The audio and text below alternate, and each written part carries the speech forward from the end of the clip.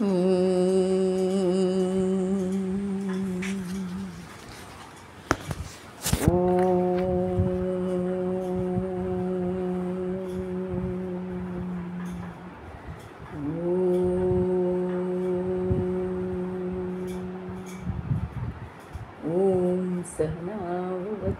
सहनौ भुनक्तु सह वीर्यं करवावहै तेजस्विनावधीतमस्तु मा विद्विषावहै।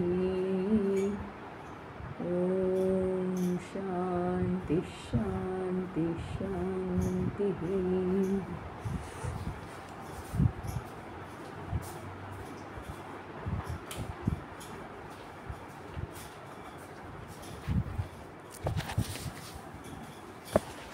श्री गणेशाय नमः। ओम श्री सरस्वत्यै नमः। ओम श्री गुरुभ्यो नमः। वक्रतुंड महाकाय सूर्यकोटिसमप्रभ निर्विघ्नं कुरु मे देव सर्वकार्येषु सर्वदा।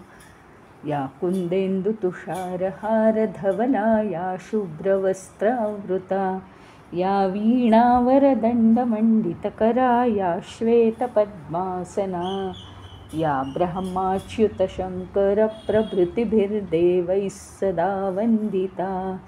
सा मां पातु सरस्वती भगवती निःशेषजाड्यापहा। गुरुर्ब्रह्मा गुरुर्विष्णु गुरुर्देवो महेश्वरः गुरुरेव परं ब्रह्म तस्मै श्री गुरवे नमः। दक्षिणे लक्ष्मणो यस्य वामे तु जनकात्मजा पुरतो मारुतिर्यस्य तं वन्दे रघुनन्दनं। मनोजवं मारुततुल्यवेगं जितेन्द्रियं बुद्धिमतां वरिष्ठं वातात्मजं वानरयूथमुख्यं श्रीरामदूतं शरणं प्रपद्ये। राजाधिराज श्रीरामचन्द्र भगवान की जय। पवनसुत हनुमान की जय। उमापति महादेव की जय। बोलो भाई सब संतन की जय। श्री सद्गुरुनाथ महाराज की जय। मंगलमूर्ती मोरया। हनुमानाचा मोठा सत्कार झालेला आहे श्रीरामांकडून।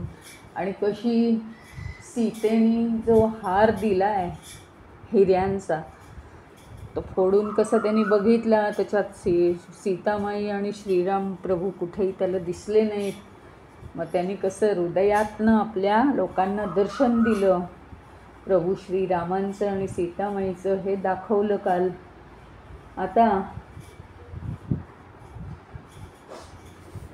काय झालं, सगळ्या वानरांचं मनोभावे अगदी, कारण काय आत्तापर्यंत काल सांगितल्याप्रमाणे ते अरण्यात असल्यामुळे सगळ्यांची नुसती मदत घेत राहिले, पण त्यांना अगदी असं अतिशय निराश वाटायचं की इतके हे सगळे वानरसेना आपल्यासाठी करते आहे आणि यांना यावेळी आपण काहीही देऊ शकत नाही।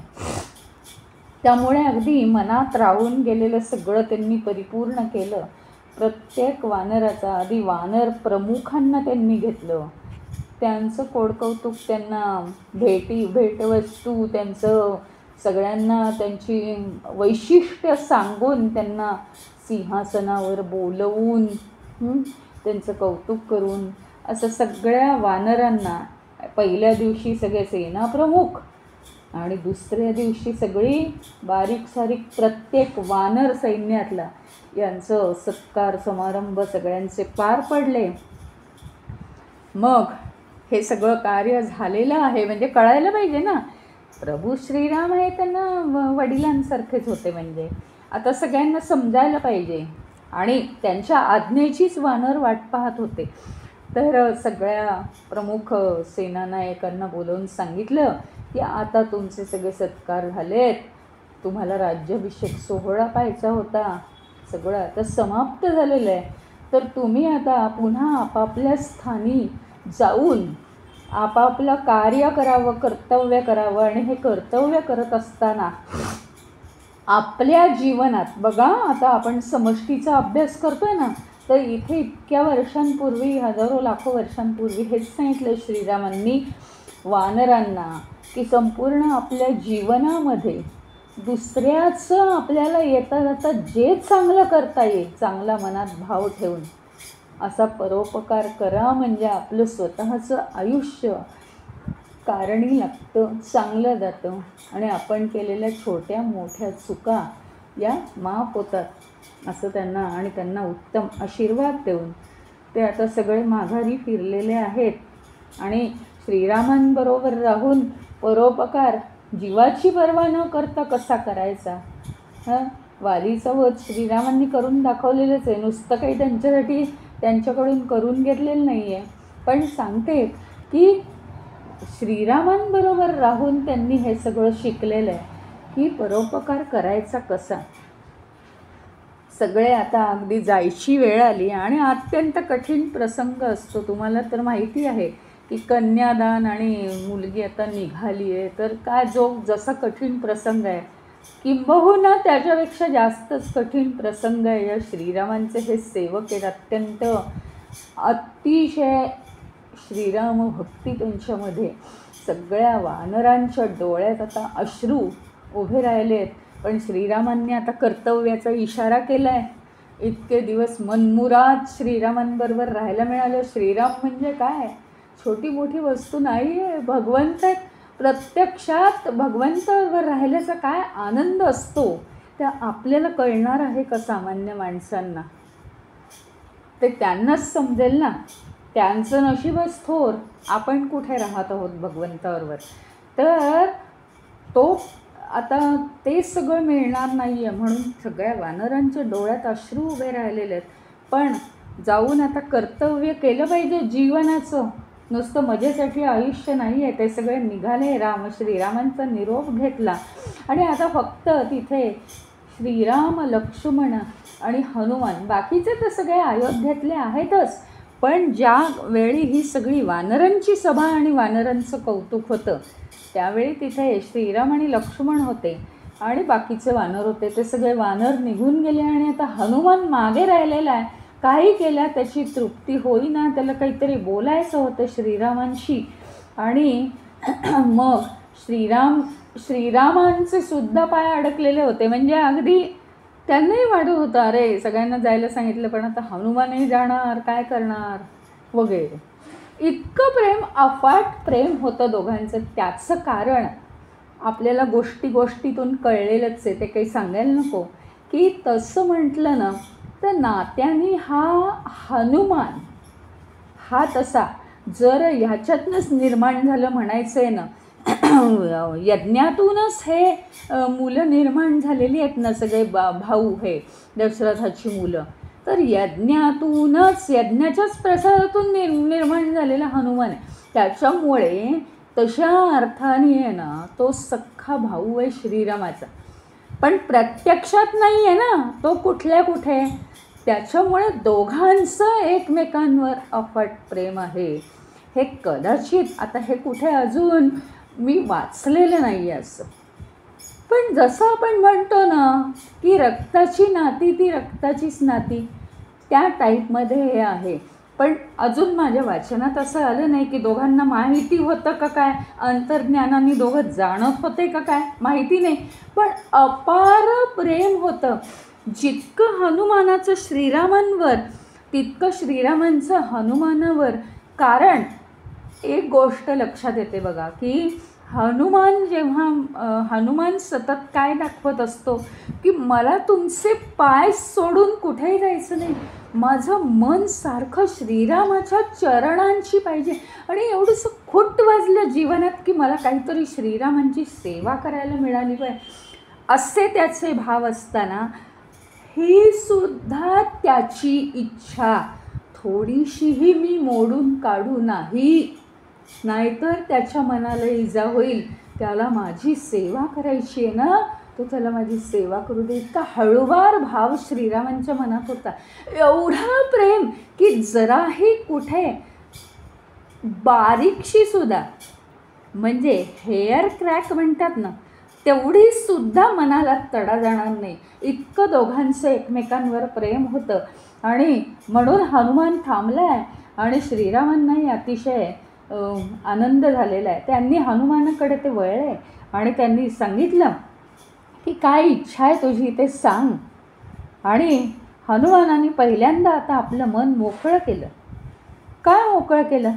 तो म्हणाला की आपल्याविषयी माझ्या मनात सदैव प्रत्येक क्षणी प्रेम राहील असं मला तुम्ही वर द्या. मी कधीही क्षणभरही तुमचं विसर मला पडायला नको. आणि म्हणजे तुमच्या चरणांशी सेवा करताना माझं इकडे तिकडे थोडंही लक्ष व्हायला नको. मी कुठंही असू दे जगाच्या पाठीवर, आणि तुमच्याशी ज्यांचे संबंध नाही आहेत त्यांची सेवा करण्याची मला कधीही इच्छा नको व्हायला. जोपर्यंत आपली कथा पृथ्वीवर सांगितली जाणार आहे तोपर्यंत तिथे तिथे मला राहू द्या त्या कथेच्या ठिकाणी. आणि बाकी दुसरी माझी कोणतीही इच्छा नाही. आता आपल्याला कळेल की खरोखरीच या म्हणण्याप्रमाणे जिथे जिथे रामाची कथा चालते तिथे तिथे मारुतीचं वास्तव्य असतं. हनुमानाचं हे शब्द ऐकले. हनुमानाचीच ही इच्छा आहे की श्रीराम प्रत्यक्षात नाही तर त्यांचं कथा जिथे चालते तिथे ते जिवंतपणे असणारच. श्रीरामांचा अंश तिथे असणारच आणि त्या ठिकाणी मी राहणार. हे सगळे हनुमानाचे इतके भावविवेश झालेले शब्द ऐकले त्यांनी. आणि तुझी मनोकामना पूर्ण होईल असं जेव्हा सांगितलं आणि हे दाखवण्यासाठी श्रीरामांनी कडकडून त्याला मिठी मारली. त्याच्या प्रत्येक सेवेबद्दल पुन्हा एकदा कृतज्ञता व्यक्त केली. आणि प्रभुराम श्रीरामाला म्हणाले, परत परत म्हणाले की हनुमाना, तू आजपर्यंत जे काही केलं आहेस आणि पुढेही तू काही करशील तर त्याची परतफेड कशानेही होणार नाही आहे. बाकीचा देणं हा नुसतं शोय. म्हणून मी तुला फक्त आलिंगन देणार.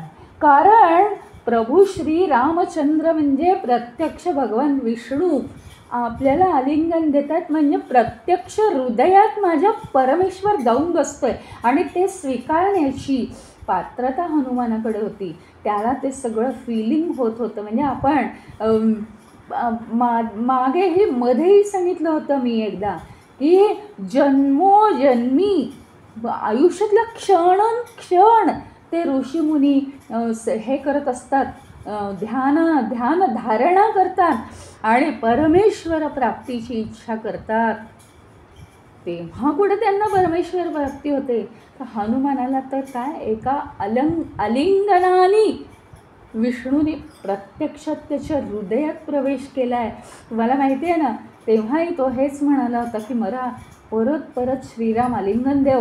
अरे त्याच्या मनातला हा भाव श्रीरामांनी जाणलेला आहे आणि त्याला या आलिंगनाची काय किंमत आहे. आणि हनुमानाला आलिंगन देऊन सुद्धा श्रीरामांना काय आनंद मिळतो आहे त्याला शब्द नाही आहेत. आणि म्हणून त्यांनी सांगितलं की तुला मी काहीही परतफेड करू शकत नाही, मी फक्त आलिंगनच देईन तुला. आणि त्या क्षणी हनुमानाने निर्णय घेऊन टाकला की आता आपण फक्त आपलं जीवन मनातून का होईना श्रीरामांसाठीच घालवायचं आहे. आता जितका जो जेव्हा परखड निर्णय घेतो ना तसं तसं जीवनात हळूहळू होत जातं. ते काही सांगावं लागत नाही. हनुमानाला कळलं होतं आपल्याला काही वर मिळू दे नाही तर काहीही होऊ दे, त्याची काही विशेष किंमत नाही. सगळ्या देवांकडून वर मिळाले होते, बृहस्पतींकडून वर मिळाला होता, सूर्याकडून ज्ञान मिळालं होतं. पण प्रभू रामचंद्रांच्या आलिंगनाने जेव्हा सीता सापडली होती त्यावेळी प्रभू रामचंद्रांच्या आलिंगनाद्वारे जी काही शक्ती आहे ती अनुवाच्य शक्ती, म्हणजे त्याला शब्द नाहीत, ती शक्ती बोलताच येणार नाही शब्दांमध्ये, अशी शक्ती आपल्याला मिळालेली आहे. दुसऱ्या कशानेही ती मिळालेली नाही, हे हनुमानाने जाणलेलं होतं. आणि म्हणून त्यांनी असा विचार कधीही केला नाही, आपल्याकडे खूप शक्ती आहेत, मग आता आपण मुक्ती मिळवून घ्यायची. का माहिती आहे का? श्रीरामांच्या कार्याची परतफेड करायची. श्रीरामांचं कार्य काय आहे? जनतेतल्या सगळ्या लोकांना, म्हणजे या पृथ्वी तलावरचे सगळे लोक हे कसे झाले पाहिजेत? सुखी झाले पाहिजेत. याचा एक भाग, आता तो काही विषय नाही आपला, पण एक तरीसुद्धा मनात राहत नाही, सांगावंसं वाटतं की ओघाओघाने, म्हणजे हा विचार मनात ठेवून त्यांनी शनिदेवाशी एकदा युद्ध केलं होतं. शनिदेवाला सुद्धा गर्व झाला होता आणि शनिदेव म्हणाला, मी लोकांना 7:30च्या काळात त्रास देऊ शकतो आणि अतिशय कडक रीतीने त्यांना शिक्षा करू शकतो. हनुमंताने त्याच्याशी युद्ध केलं होतं आणि हनुमंत जिंकला होता युद्धामध्ये. आणि त्यांनी सांगितलं, तुला जो काही लोकांना त्रास द्यायचा तो दे, पण तो सौम्य करण्याचा मात्र अधिकार मला आहे. कारण नियतीच्या नियमानुसार शनी हे करणार आहे, त्रास देणार आहे ग्रहांच्या योगानुसार. पण त्याच्यामध्ये न घुसता हनुमंत म्हणतो की माझं हे कार्य आहे, श्रीराम प्रभूंचं कार्य आहे की मी त्या व्यक्तीचा, शनीने दिलेला त्रास हा मी सौम्य करीन. जो माझी उपासना करेल तो त्याचा मी त्रास सौम्य करीन.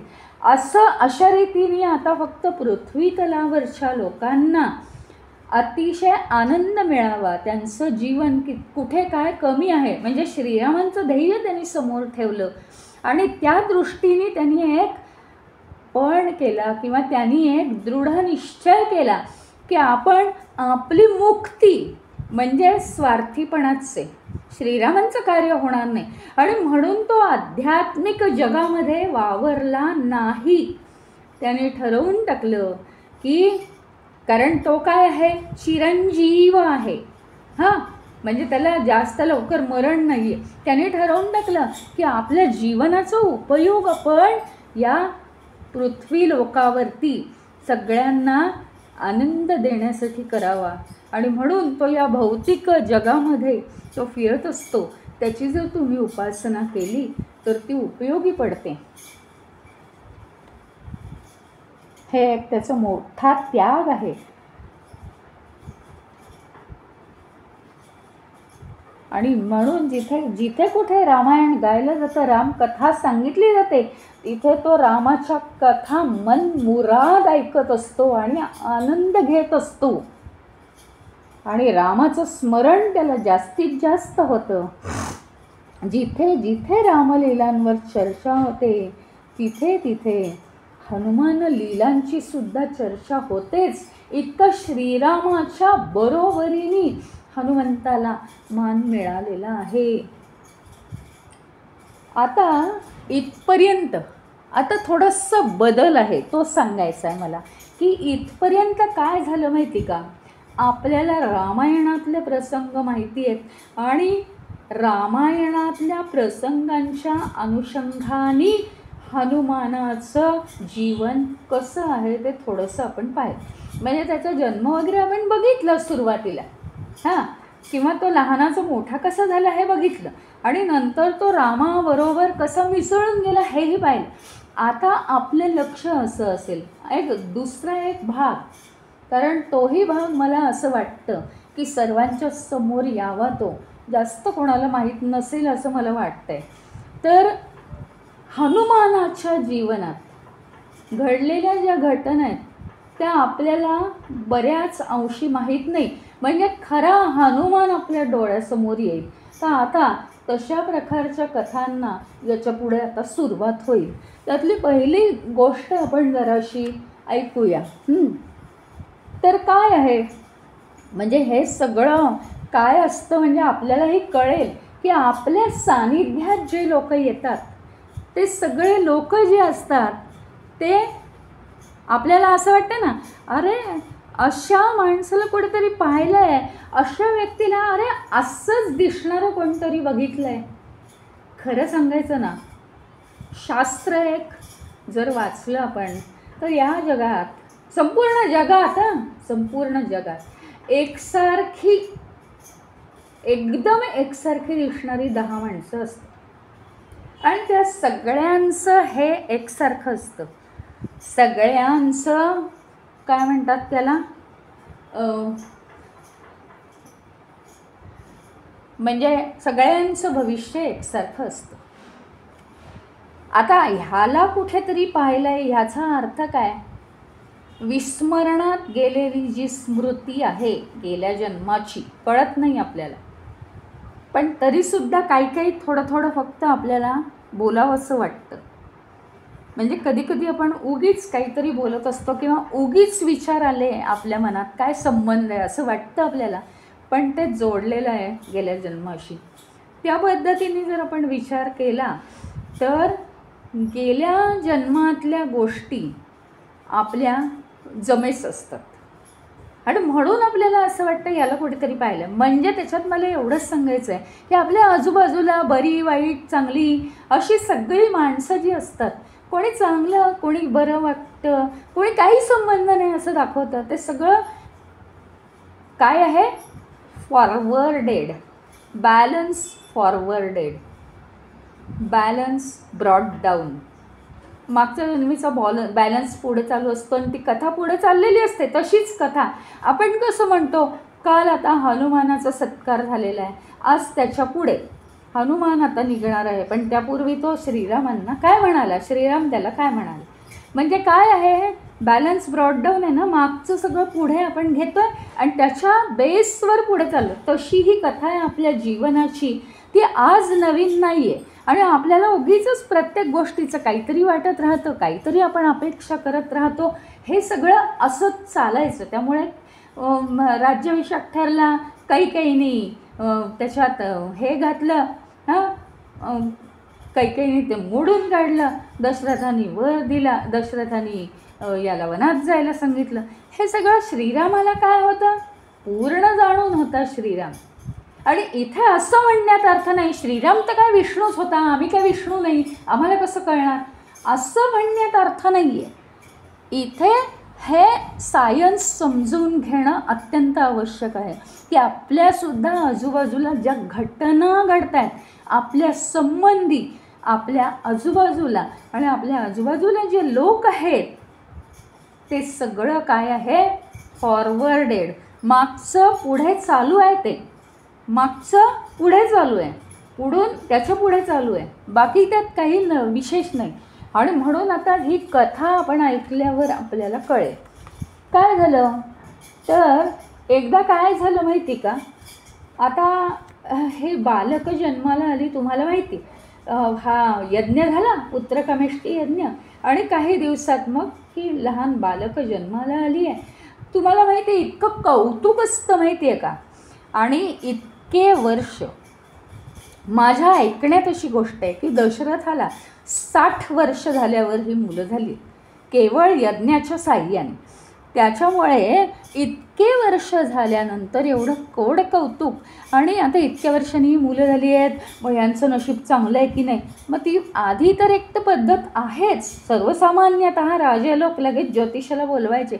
एकतर त्यांचे ते जन्मल्याबरोबरचे विधी जे असतात बाळांचे 16 संस्कारांपैकी काही संस्कार जन्मल्याबरोबर करायचे असतात, तर ते करणं, आणि त्याच्यामध्येच हा एक ज्योतिषाचा संस्कार असतो, बाळाला बघून वगैरे अगदी अत्यंत कौतुकाने. राजाचं बाळ असलं तर विचारूच नका, असं चाललेलं होतं. हे सगळी मुलं ही जन्माला आलेली होती आणि थोडेच दिवस झाले होते तर अगदी छोटंसं बाळ कौसल्याच्या हातात होतं. आणि काय झालं माहिती आहे का, इथे त्याच वेळी एक गावामध्ये, अयोध्येमध्ये एक ज्योतिषी नवीन आलेला आहे. आणि तो ज्योतिषी आहे ना, हळूहळू फिरतो आहे अयोध्या नगरीमध्ये आणि अतिशय प्रसिद्ध झाला आहे. तो ज्योतिषी आला आहे. अयोध्या नगरी ही फार छोटी नाही आहे बरं का. तो ज्योतिषी आला आहे, या टोकापासून त्या टोकापर्यंत बातमी, आणि तो काळ अतिशय पूर्वीचा आहे. लोक अतिशय अंधश्रद्धाळू आहेत. त्याच्यामुळे आजसारखं नाही आहे काय ज्योतिषी काहीतरी फसवलं तर काय, आणि फसवतात सुद्धा आजकालच्या काळात. तसं नाही आहे ते. तर काय झालं माहिती का, तो ज्योतिषी आला ही वाऱ्यासारखी बातमी पसरली आणि शेकडो माणसं, हजारो माणसं चौकात चौकात, कुठे जायची गरजच नाही, चौकात चौकात त्याच्या भोवती जमायची आणि ज्योतिष सांग आमचं त्याची मोठी गर्दी करायची. हां, कुठे पत्रिका पाहायचा, कोणाच्या पत्रिका नसतील तर हस्तांतर रेषा बघायचा आणि भविष्य सांगायचा. हा त्याचा अगदी हातचा मळ. अतिशय हुशार ज्योतिषी. पण त्याचा हेतू काही वेगळा आहे की काय असं असावं बहुतेक, कारण मध्ये मध्ये त्याची नजर अशी काहीतरी साशंक व्हायची की मी कुणाला ओळखता येता कामा नये. त्याच्यामुळे कधी जर चुकून कोणी पाहिलं ना त्याच्याकडे, तर असं होण्याची शक्यता होती की हा चोर काहीतरी राजवाड्यातली तिजोरी चोरायला शिरलाय की काय अयोध्येत, असा तो मध्ये मध्ये साशंक व्हायचा. पण तरीसुद्धा अतिशय शिताफीने तो भविष्य सांगत होता बरं का, सगळीकडे. आणि लोकांचा विश्वास बसला होता. पण त्याचं वागणं अधूनमधून असं होतं, कुणाला वाटावं जर लक्षच गेलं तर, की वेषांतर करून हा चोर ज्योतिषाच्या वेशात आलाय की काय. आणि मग हळूहळू तो आता राजवाड्याकडे यायला निघालेला आहे, राजवाड्याच्या जवळ आलेला आहे, दशरथाच्या राजमहालाजवळ. आणि मग हळूहळू आता त्याची गती मंदावली. म्हणजे काय, जसजसं हा राजमहाल जवळ आला, आजूबाजूच्या प्रदेशात तो आता जास्त स्थिरावला आहे. म्हणजे सहज वाटायला पाहिजे ना, म्हणून इथून काही 1 मैलाच्या आतभरच्या अंतरामध्ये तो आता कुठे थोडासा असं वर्तुळाकार फिरायला लागलेला आहे. त्याचं सगळं लक्ष राजवाड्यावरच आहे बरं का. आणि असं भविष्य सांगत, म्हणजे इतर ठिकाणी त्यांनी फार वेळ काढलेला नाही आहे, चौकात फिरायचं, जास्त गल्लीबोळात जायचं नाही.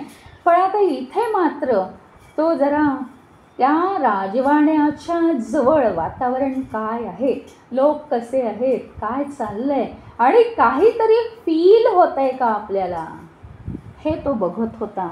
आणि आता जणू काही राजवाड्याच्या तिजोरीवर त्याचं लक्ष आहे की काय असं वाटत होतं. आता तो आलाय बरं का, आता तो आलाय. हां, आता ज्योतिषी आलाय ही बातमी समजली. ज्योतिष पंडित, मोठे ज्योतिष पंडित आले आहेत ही बातमी समजली. दशरथ आणि कौसल्याच्या कानावर ती बातमी गेलेली आहे बरं का. आणि त्यांनी त्याला बोलावणं धाडलं. अतिशय कौतुकाची मुलं आहेत. पहिल्यांदा कौसल्याच्या हातात छोटंसं हे बाळ, राम नावाचं बाळ तिने आणलं बाहेर. तो ज्योतिषी म्हणाला, मी आत नाही येत, आत नसतो येत मी. त्यांनी बाहेर आणायला लावलं. हां, तर लगेच तो राजी झाला, त्याला बोलावलं आणि त्याला अतिशय आनंदाच्या उकळ्या फुटत होत्या त्या ज्योतिषाला. आणि तो तसं दाखवू शकत नव्हता फक्त, कारण त्याला मान मरातवानी राजवाड्यात आणलं होतं बरं का.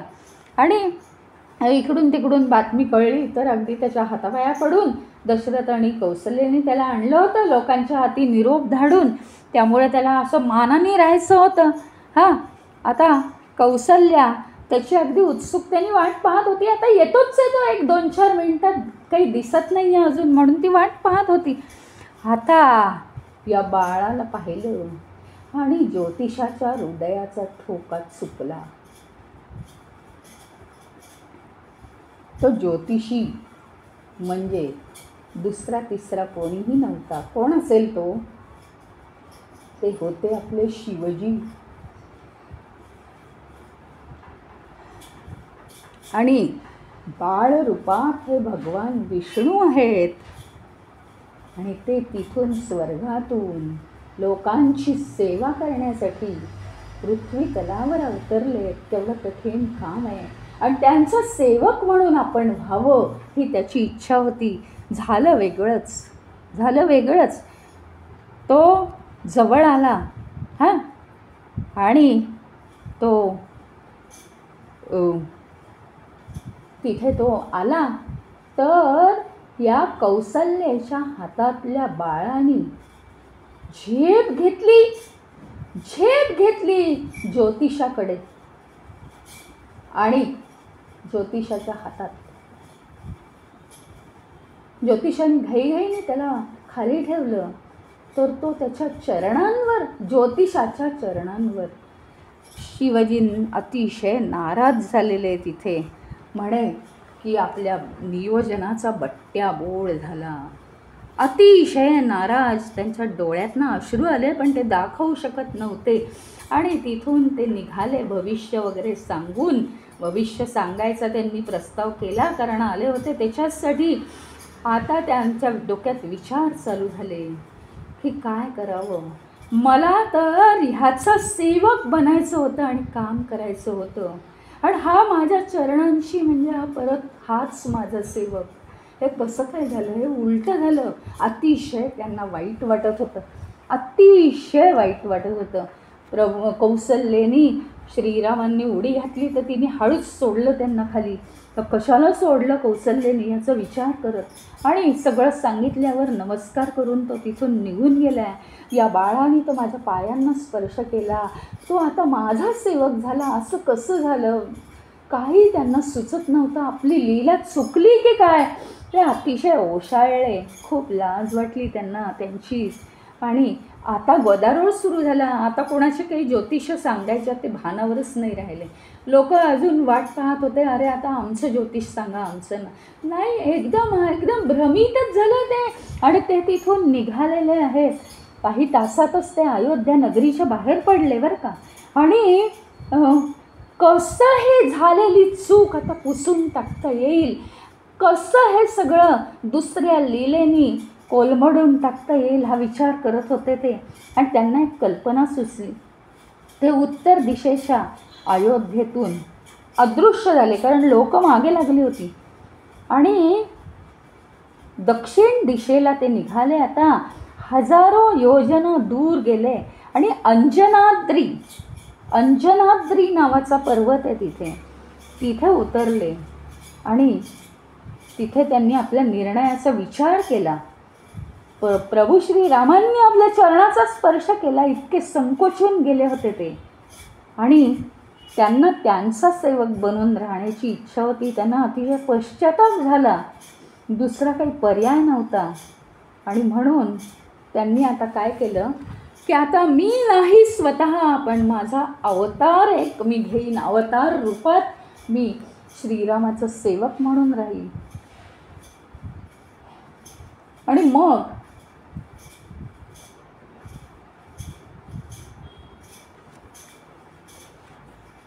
हनुमानाने इकडे ते हनुमानाच्या प्रदेशात आलेले आहेत.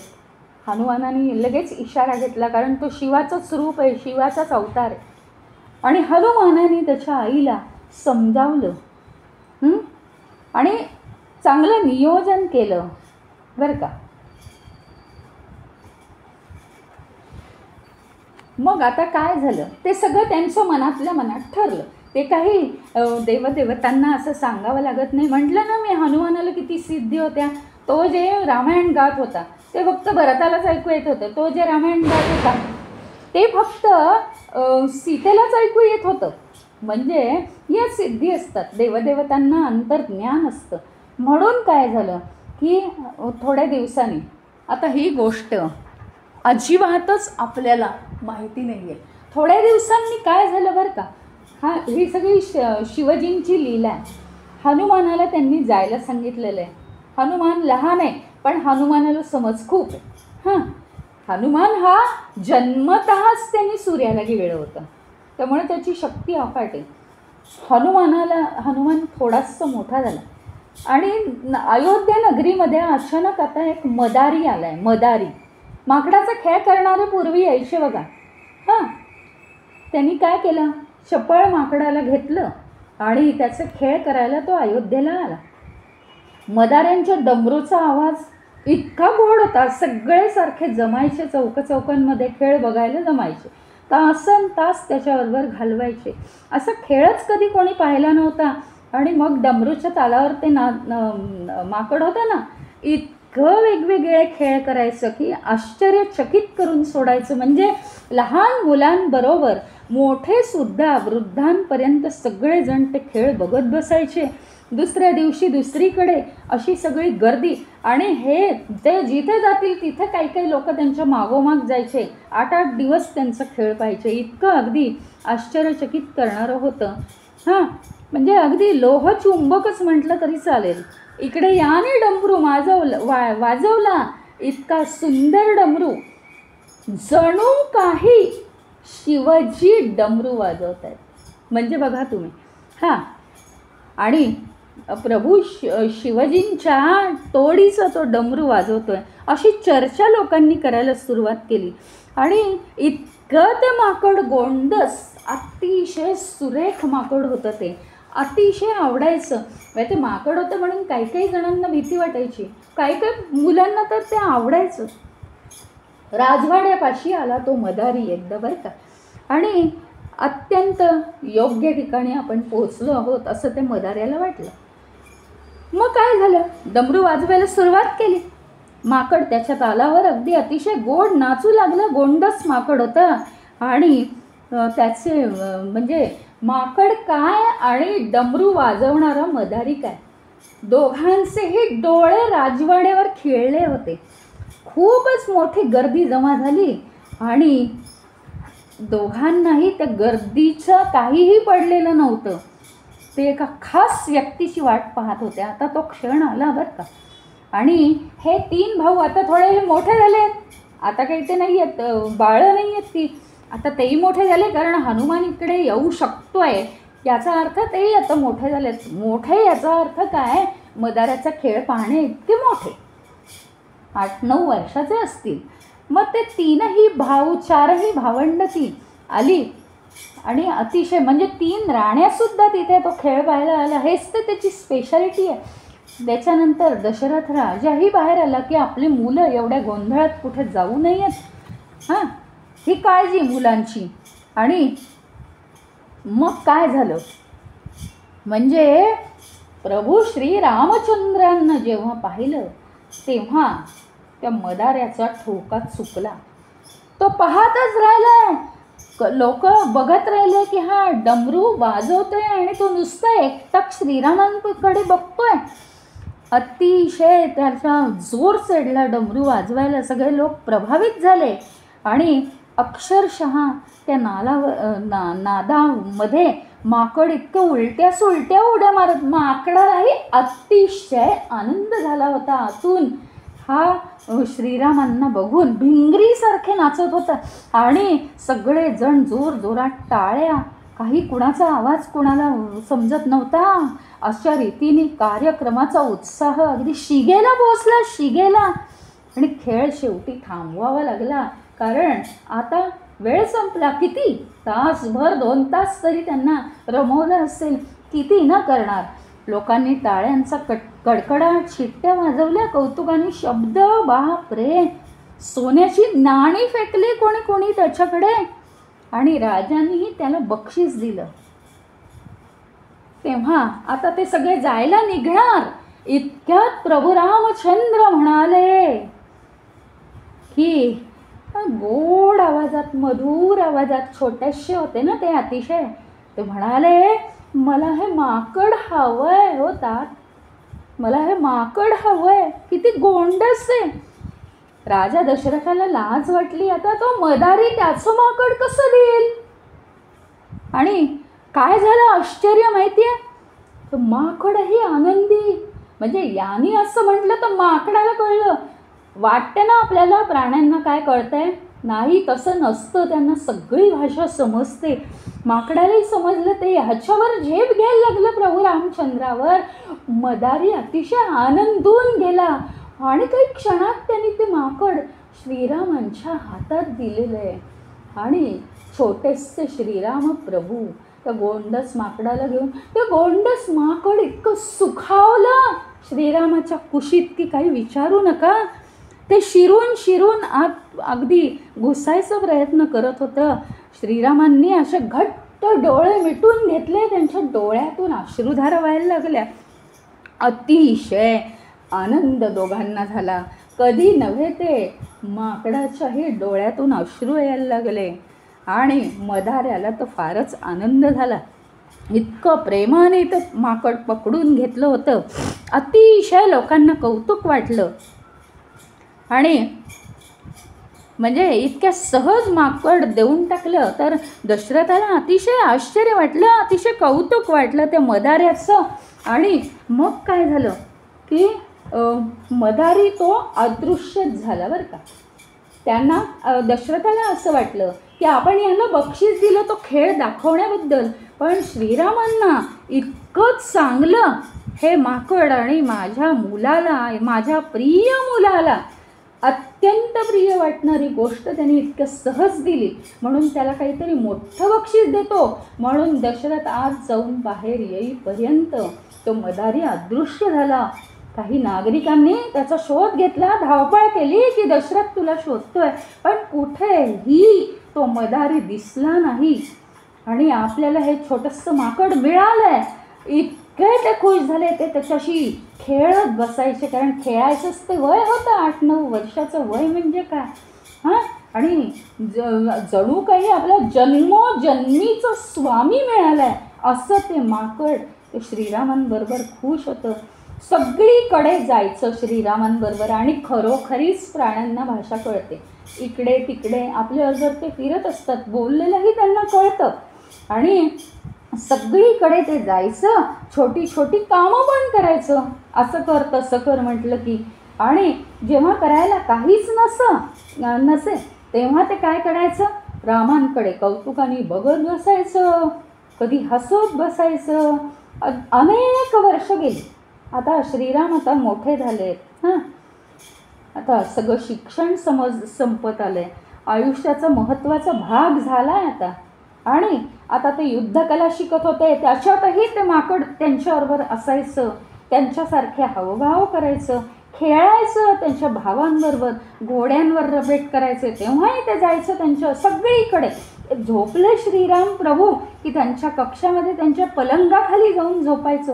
सकाळी उठल्या उठल्या प्रभू श्रीराम काय करायचं माहिती आहे, पहिल्यांदा त्याला मिठी मारायचे, त्याला आपल्या जवळ घ्यायचे. आणि अक्षरशः ही मिठी आता मला उद्या सकाळी प्रभू श्रीराम उठल्यावर मिळणार आहे, म्हणून ते माकड रात्रभर झोपायचं नाही. ते वाटच पाहत बसायचं की कधी उठणार आणि कधी श्रीराम मला जवळ घेणार. असं काही दिवस खूप छान मजेत गेले. पतंग उडवण्याची एकदा श्रीरामांना इच्छा झाली बरं का. आणि ते महालाच्या गच्चीवर गेले. ते गेले गच्चीवर आणि सांगितल्यानुसार माकडाने हातात पतंग धरला थोड्या वेळ. तो दोरा सोडेपर्यंत, मांजा सोडेपर्यंत. आणि तो मांजा मोकळा केला प्रभू श्रीरामांनी आणि सांगितलं की आता तो पतंग माझ्या हातात आण. आणि अतिशय छान उत्तम रीतीने तो पतंग सोडला. आणि हळूहळू अगदी इतक्या सराईतपणे त्यांनी मांजा सैल सोडायला सुरुवात केली की तो पतंग उंच उंच, म्हणजे कुठे ढगांच्याही पलीकडे, कुठेही कशालाही स्पर्श न करता, कशातही न अडकता, झाडाझुडपात त्याच्यात इतके सराईत होते श्रीराम. आणि त्यांनी तो पतंग सोडला बरं का. ढगांच्याही पलीकडे दिसेनासा झाला आहे, पण मात्र एका बिंदूला गेल्यानंतर तो पतंग पुढेही जाईना आणि मागेही येईना. धागा त्यांनी तो मांजा ओढून पाहिला तर तो अजून खाली येईना, आणि धागा अजून सोडून पाहिला तर तो धागा हवेत तसाच मोकळाच. म्हणजे एका विशिष्ट ठिकाणी आता पतंग फिक्स झालेला आहे. हे समजल्यावर प्रभू श्रीरामांनी सांगितलं, हा जो मांजा आहे तो अतिशय बारीक आहे, पण तो तुटत नसतो कशानेही. त्याच्यामुळे तू आता ह्याच्यावर चढ हलकेच, कारण ते माकड अतिशय छोटं होतं. सगळं ऐकायचं श्रीरामांचं. आणि तो जिथे पतंग असेल तिथून तो अलगद रीतीने सोडवून आण. लगेच ते माकड चढलं त्या मांजावरती आणि ते गेलं. आता तो पतंग कुठे अडकलाय ते गेलं. ते माकडसुद्धा आता ढगांच्या आड दिसेनासं झालेलं आहे आणि अतिशय उत्तम रीतीने ते उंच वर गेलेलं आहे. तर आता काय झालं, त्याच्या लक्षात आलं की पतंग आता स्वर्गात पोहोचलाय. आणि इंद्राचा मुलगा जयंत तोही अशाच वयाचा आहे, तर त्याला तो पतंग आवडलेला आहे, त्याला तो धरून ठेवला आहे. ते माकडाला दिसलं आणि तो पतंग पुढेही जाईना मागेही येईना. त्याला अतिशय काळजी वाटली की हा प्रभू श्रीरामांचा पतंग त्यांना मिळायला पाहिजे, त्यांची सेवा मला करायची आहे. आणि मग जयंताला सांगितलं की हा प्रभू श्रीरामांचा पतंग आहे. काही ऐके ना. आणि मग त्यांनी काय केलं, माकडाचं रूप टाकून दिलं, हनुमानाचं रूप घेतलं. कारण आता ते स्वर्गात पोहोचलेलं आहे ना तो, त्यामुळे हनुमानाचं रूप घ्यायला हरकत नाही आहे. लोकांसाठी माकड हनुमानाचं रूप घेतलं. आणि मी एक देवच आहे तुमच्यासारखा, आणि मी सांगतो की आपल्या विष्णूंचा प्रभू श्रीरामांचा पतंग आहे तो. आणि नक्की हे बघ, तुझ्या मनात नुसतं प्रभू श्रीरामांचा पतंग मिळून तू काय करणार? अरे तुला प्रत्यक्ष प्रभू श्रीराम भेटतील अशी मी व्यवस्था करतो. आता तुम्हाला समजेल भरत हा कोण होता. कारण हनुमान म्हणतो, जयंता ही आजकालची गोष्ट नाही आहे, नुसता एक पतंग घेऊन तू सुखी होणार का की तो प्रभू श्रीरामांचा आहे. तू काय करणार? तुझ्या घरात ठेवणार, तुझ्याजवळ, त्याच्यावर तू झोपणार, तुझ्या कुशीवर ठेवणार. काय करणार तू त्याचं?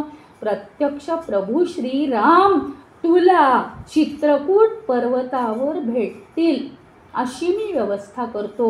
पतंग श्रीरामांना देऊन टाक. आणि तेव्हा तो पतंग जयंताने हातातनं सोडला.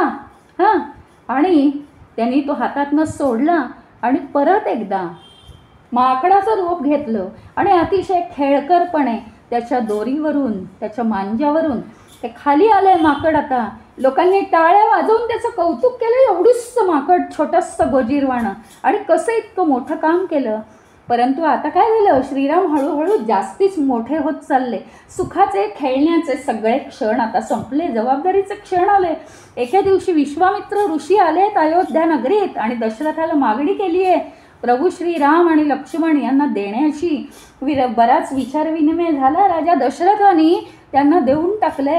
आणि ते कळल्यानंतर प्रभू राम आपल्या कक्षात येऊन आपल्या लाडक्या माकडाला म्हणाले, हनुमाना, तू हनुमान आहेस हे मला माहिती आहे चांगलं.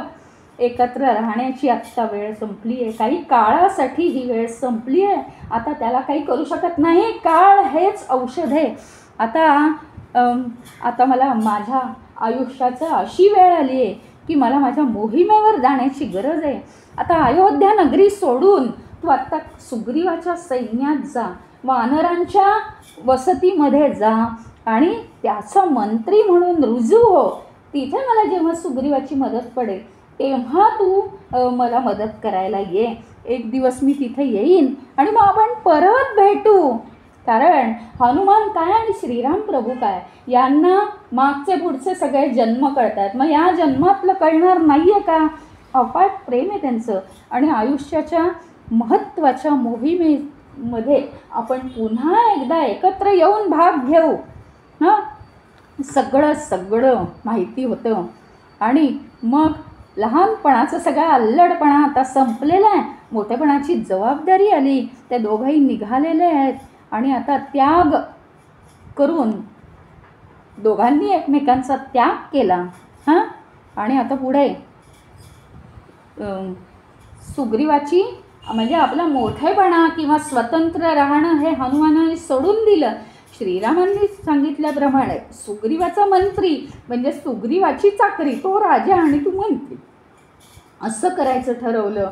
कारण श्रीरामाची सेवा हेच खरं राजेपणाचं वैशिष्ट्य आहे आणि ती मनातनं करत राहायची आहे. पुन्हा वाट पाहायची आहे. या सगळ्यावरून काय दिसतं माहिती आहे? श्रीरामांची भक्ती करायला आणि श्रीरामांची भक्ती केल्यानंतर सुद्धा परत श्रीराम भेटायला फार फार फार वाट पाहावी लागते. ह्यामध्ये श्रीराम काय परीक्षा घेतात असा वगैरे भाग अजिबात नाही. परंतु श्रीरामांच्या इतकं स्वच्छ मन ज्याचं असेल त्याला सुद्धा, भरताला सुद्धा वाट पाहावी लागली आहे, हनुमानाला सुद्धा वाट पाहावी लागली आहे, सीतेला सुद्धा वाट पाहावी लागली आहे श्रीरामांबरोबर राहण्यासाठी. आणि आम्ही त्या भगवंताची अपेक्षा एका क्षणात कशी करायची ते सांगा मला तुम्ही. त्याच्यामुळे श्रीरामाची थोरवी, हनुमंताची भक्त म्हणून होण्याची जी थोरवी आणि त्याची पात्रता आहे ती मिळवण्याचा आपण जन्मोजन्मी प्रयत्न करूया एवढंच आपल्या हातात आहे. आणि इथे आज थांबूया.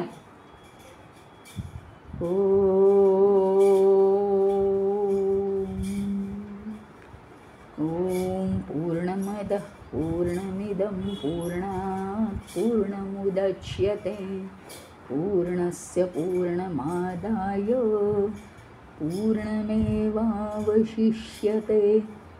ओम शांति शांति शांति. हरि ओम. श्री गुरुभ्यो नमः. हरि ओम.